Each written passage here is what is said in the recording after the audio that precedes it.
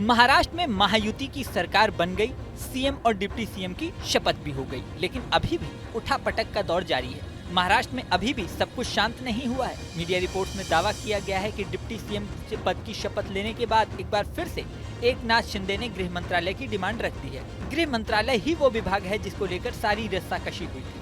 दावा तो यहाँ तक किया गया था कि गृह मंत्रालय को लेकर ही शिंदे आश्वासन चाह रहे थे, लेकिन बीजेपी ये मंत्रालय खुद रखना चाहती थी। शिंदे की डिमांड फिर से उठने के साथ शिवसेना शिंदे गुट के नेता उदय सामंत का भी बड़ा दावा सामने आया है। उदय सामंत ने शिंदे के मानने के पीछे पूरी कहानी बताई है। उदय सामंत ने कहा कि शपथ ग्रहण से पहले पार्टी नेताओं ने रिक्वेस्ट की थी कि शिंदे मान जाएं और डिप्टी सीएम पद ग्रहण कर लें। वो तो ये चाहते थे कि वो पार्टी में रहकर उसे मजबूत करें, लेकिन पार्टी के नेता शिंदे को सरकार में देखना चाहते थे। शिंदे की गृह मंत्रालय की डिमांड और उदय सामंत का ये बयान ऐसे समय सामने आया है जब मंत्रिमंडल के गठन को करीब एक हफ्ता ही बचा है। 16 दिसंबर से महाराष्ट्र विधानसभा का शीतकालीन सत्र शुरू होगा।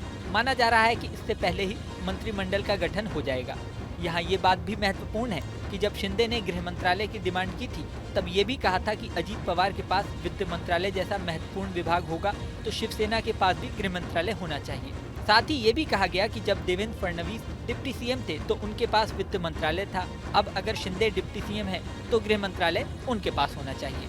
वहीं दूसरी ओर ये बात भी महत्वपूर्ण है कि चुनाव से पहले इस तरह की बातें सोशल मीडिया पर चली थी कि उद्धव ठाकरे जरूरत पड़ने पर बीजेपी से हाथ मिला सकते हैं। अब 6 दिसंबर को शिवसेना उद्धव गुट ने बाबरी मस्जिद विध्वंस की तिथि पर एक विज्ञापन छपवाया। इसमें उन्होंने बाबरी मस्जिद तोड़ने वालों को बधाई दी। यहाँ तक कि इस विज्ञापन में उद्धव ठाकरे की तस्वीर भी थी। इससे संकेत जा रहा है कि उद्धव फिर से हिंदुत्व की लाइन पर आ रहे हैं। यहाँ तक कि इससे नाराज होकर सपा ने एमवीए यानी महाविकास अघाड़ी को छोड़ने का ऐलान भी कर दिया है। समाजवादी पार्टी के महाराष्ट्र के अध्यक्ष अबू आजमी ने कहा है कि हम इस बारे में अखिलेश यादव से बातचीत कर रहे हैं, अब हम एमवीए में नहीं रहेंगे।